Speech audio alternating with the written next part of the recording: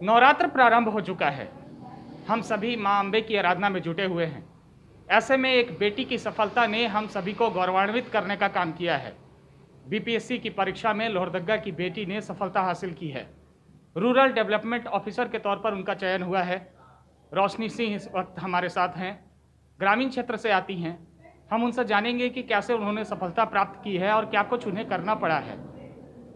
रोशनी सिंह का ईटीवी भारत में बहुत बहुत स्वागत है। आपका बहुत बहुत स्वागत है रोशनी जी। जी, थैंक यू। सबसे पहले तो आप हमें ये बताइए कि किस प्रकार से आपने इस सफलता को हासिल की है, कैसा लग रहा है, किनका साथ मिल पाया है अब तक? इस सफलता में मेरे परिवार का सबसे बड़ा साथ है।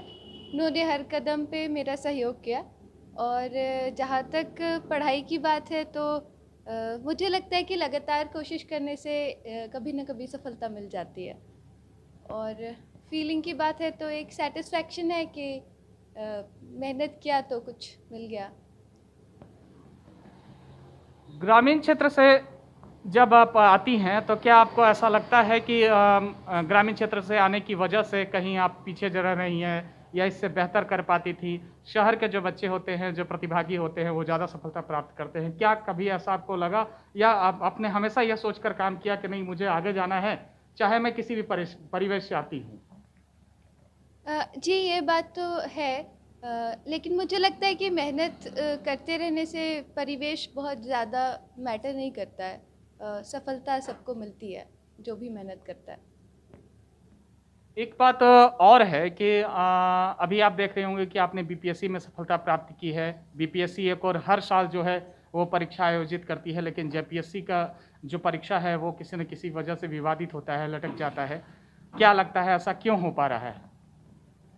अ, इसके बारे में तो अभी जैसे नई नियमावली बनाई गई है, तो मुझे लगता है कि अभी जैसे प्रीलिम्स परीक्षा सक्सेसफुल रूप से आयोग ने आयोजित की है, तो आगे भी ये सिलसिला जारी रहेगा। तो मुझे उम्मीद है कि झारखंड के बच्चों को भी अभी अ, आगे मौका मिलेगा।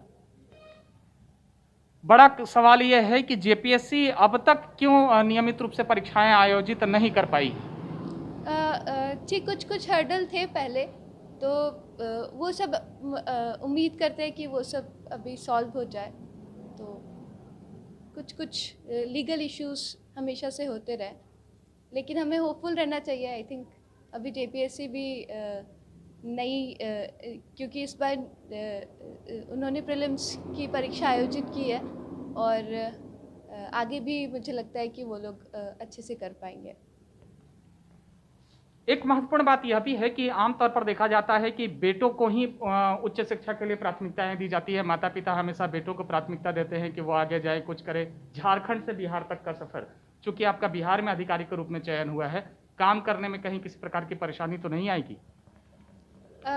जी, ये तो वहाँ जाने के बाद पता चलेगा, जैसी भी ट्रेनिंग मिलेगी।